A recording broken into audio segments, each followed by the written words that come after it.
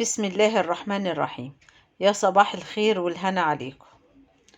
انا نزلت دلوقتي جبت حاجات بسيطة كده من تحت عشان كنت محتاجة اجيب طماطم.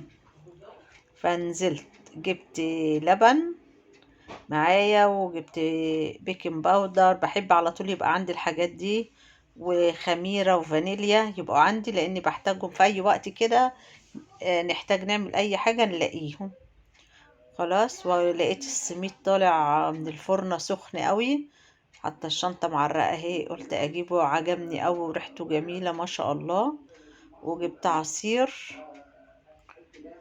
علشان عندي بقى ولاد اخويا قاعدين معايا، وجبت فينو، وجبت جبنة رومي. وهطلع بقى عندنا جبنة ولانشون وحاجات بقى طلع من التلاجة ونفطر سوا. خلاص، وقلت النهاردة هنعمل غدا. طلعت ممبار سبته في المية بقى يفك عبال ما احنا ما نفطر، ويلا عشان اوريكم تنظيف الممبار خطوة بخطوة وبطريقة سهلة خالص لا تتخيلوها. هروح افطر وارجع لكم. دلوقتي بقى يا جماعة انا فطرت اهو، شربت كوباية الكافي ميكس بتاعتي، وجيت بقى يلا نعمل الممبار مع بعض. انا بحب اقطع الممبار، ما احبش اسيبه سليم، يعني قطعيه الحجم اللي بتحبيه. خلاص، يلا قبل ما نقلبه نشوف هنعمل ايه. انا بمسك الجلدة بتاعت البق بتاعت الممبار، وجلدة خفيفة قوي على الوش اهي، مش دهن، ده جلد. الزفارة كلها بتبقى في الحتة دي، فانا بشيلها وبتشال معايا بكل سهولة. بصوا، هي جلدة مش دهن.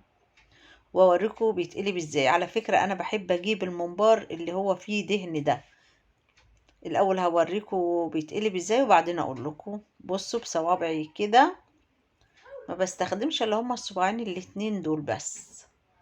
اهو، ادخلهم ايدي دي ماسكة الطرف ده بصباعين، والصباعين التانيين بتوع ايدي التانية هي اللي بتزق في الممبار وبقلبه. ما بقطعه كده بيبقى سهل عليا. وتحت الحنفية بتساعدك ان انتي تقلبيه. شايفين بقى ازاي؟ وبكل سهولة ما بياخدش وقت. اديني قلبته. بصوا بقى المية اهي، المية بتنزله بكل سهولة معايا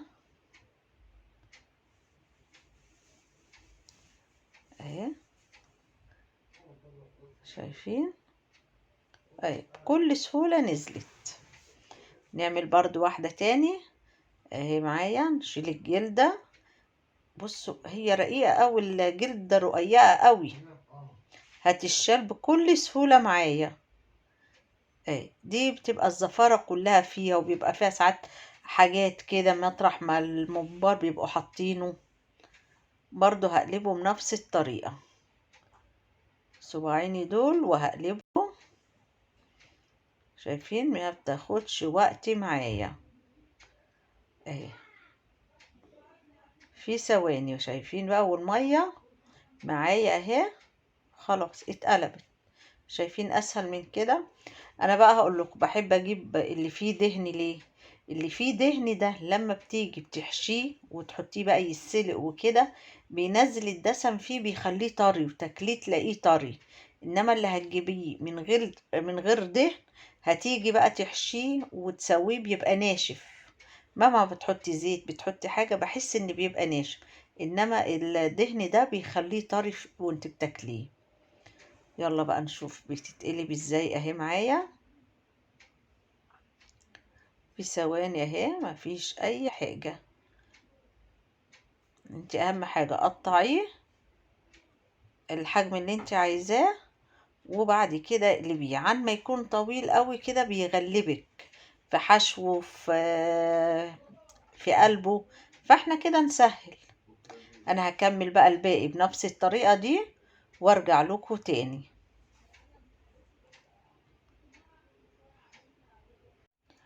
دلوقتي بقى الممبار معايا انا قلبته كله بالشكل ده اهو. عايزه اوريهولكوا اهو، كله اهو. بصوا شكله اهو لسه بحاله بعبله، انا ما غسلتوش. يلا هنشوف هنغسله ازاي. وعايزه اقول لكم انا قلتها لكم قبل كده وجت وبرده تاني. هغسله اولا بالبقسماط اللي احنا بنتبل بيه الفراخ اللي بنعملها بانيه. خلاص. اولا انا جت معايا صدفه، ما كانش عندي دقيق مره قبل كده وما فيش الا بقسماط، فعملت بيه لقيته احسن من الدقيق واحسن من اي حاجه للممبار. من ساعتها على طول بعمل بيه. شايفين بقى بينزل كله ازاي. المهم يعني ايه، عايز تنزلي كده ما شاء الله الواحد بقوته وكله كده افرميه. بصوا بقى ابيض ازاي ولسه ما اتشطفش ولا اي حاجه ولسه ما غسلناهوش بملح. بصوا دي من دي لسه بقى هننزل نكمل الباقي. يلا ونرجع. دلوقتي اهو بقى انا غسلت الممبار، شايفين ولسه ما شطفتهوش ابيض ازاي، ولسه كمان هغسله دور بالملح تاني. يلا بقى نشطفه عشان نغسله تاني بالملح. شايفين الفرق؟ ولا بقى بجرد بسكينة ولا اي حاجة خالص. وهوريكم دلوقتي برضو اذا كان السكينة فيها ولا لا. وبصوا بعمل بصباعي بضفري مفيش حاجة خالص بتطلع. بصوا برضو بالسكينة، بصوا طلع حاجة فيها اهي. وبصوا برضو ايدي مش هيطلع فيها حاجة ولا السكينة اهي، شايفين؟ ولسه هعمله برضو بالملح تاني وزي الفل. اشطفه بقى كويس وارجع بقى نغسله كمان مرة بالملح. انا دلوقتي شطفته خالص وشايفين ابيض ازاي وزي الفل. هغسله بقى تاني بالملح. على فكرة الملح ما بيسيبش اثر فيه يعني يبقى حادق او حاجة، لا. برضو هنزل تاني بايديا الاتنين اغسله جامد بالملح. عارفين بقى البقسماط ده لما بغسل بيه واغسل بعد كده بالملح ولا بيبقى فيه ريحة زفارة، وانا بعمله مفيش ريحة خالص زفارة ولا اي حاجة. وشايفين ميته. هغسله بقى كده انزل بقوتي كلها دلوقتي عليه. يلا دلوقتي بقى انا غسلت الممبار بتاعي وشايفين ابيض زي الفل ازاي، ما فيهوش اي حاجه. حاطاه بقى يصفى. معايا بقى خضره نعمل بقى الخلطه. معايا الطماطم ضربتها في الخلاط وحطيتها على النار من غير اي حاجه تتسبك ولا زيت ولا اي حاجه. انا بحب اعمله ني في ني بس هما مش عايزين القوطه متقطعه، فانا ايه سبكتها كده على الناشف.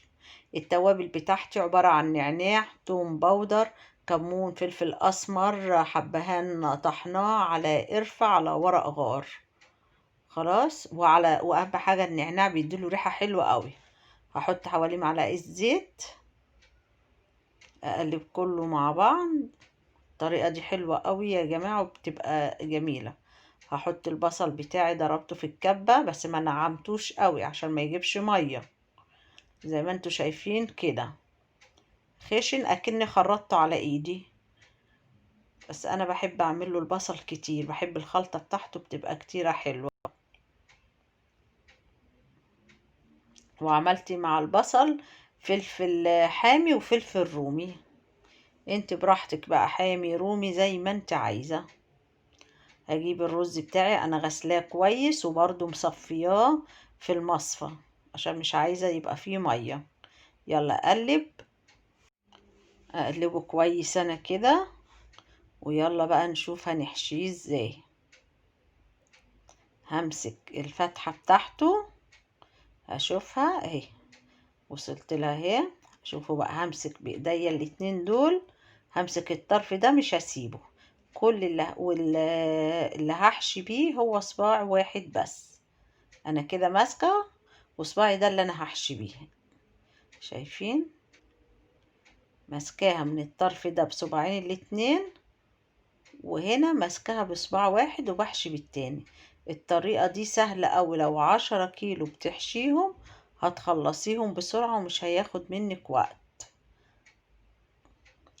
اهو برضو بشوف الفتحة فين، نفس الحكاية. شوفوا ايدي ماسكة الطرف ده بصباعين اتنين والصباع التاني ده بيحشي اهو. ما بتاخدش مني وقت خالص. على فكرة انا ما بحبش احشيه بقى واملاه قوي، سبب ما ناس كتير قالوا لي بيفرقع مننا، لان انت بتحشيه زيادة فالرز بيزيد، هيروح فين؟ فبتضطر الممبار يفرقع منك وتلاقي بقى الحلة اتملت رز. انما انا ما بحشيهوش، لا، هو حبة رز صغيرين زي ما انتوا شايفين كده، وابططها واشيل الزيادة. شايفين الطريقة سهلة ومش محتاج بقمع، هو بتاع الضاني اللي بنحشيه بقمع. في ناس بيحشوه رز وانا ساعات بحشيه رز الضاني بيبقى حلو، بس انا تملي بعمله زي بتاع الجزار اللي محشي لحمة مفرومة السجق. هبقى مرة اعمله معاكم ونشوف ازاي. هحشي برضو واحدة تاني معاكم اهو. همسك البق بتاعها بصباعين الاتنين، وصباعي ده هو اللي بيحشي بس اهو. في ثواني تخلصيه ما تحسيش بيه، وريحة النعناع طالعة حلوة قوي.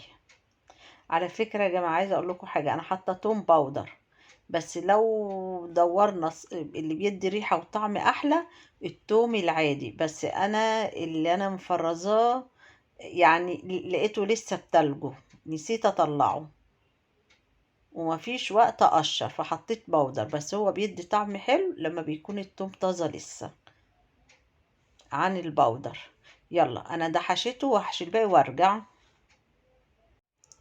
دلوقتي انا حشيته كله وحطيت المية بتاعتي، اهم حاجة تغلي. حطيت حبة ملح فيها، وحطيت نفس التوابل اللي انا حطيتها حطيت برضو منها هنا، وحطيت جنزبيل على زعتر على حاجات من ده عشان تنكه الشوربة بتاعتي، وبرضو يبقى لها طعم وملح. اهم حاجة ما اسقطهوش الا لما تكون المية غليت خالص، لان انا ما بربطهوش، بنزله زي ما هو. متى المية ما نزلت فيها والمية اساسا كانت غليانة من الاول، كله بيلم على بعضه فما بيطلعش منه حاجة. اهم حاجة تكون المية كانت بتغلي قوي. شايفين؟ هتطلع بقى معايا الممبار هيطلع مدور كده وشكله جميل قوي. هيتلاقوا شكله حلو بعد ما يتسلق بقى ايه كله يطلع مدور. انا كده سقطته كله، هسيبه بقى يستوي مع نفسه ونرجع بعد ما يستوي.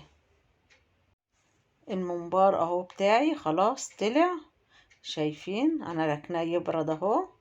بصوا طلع بقى كله زي ما قلت لكم هيطلع مدور وكله حجم واحد. انا حاطه الزيت بتاعي بيسخن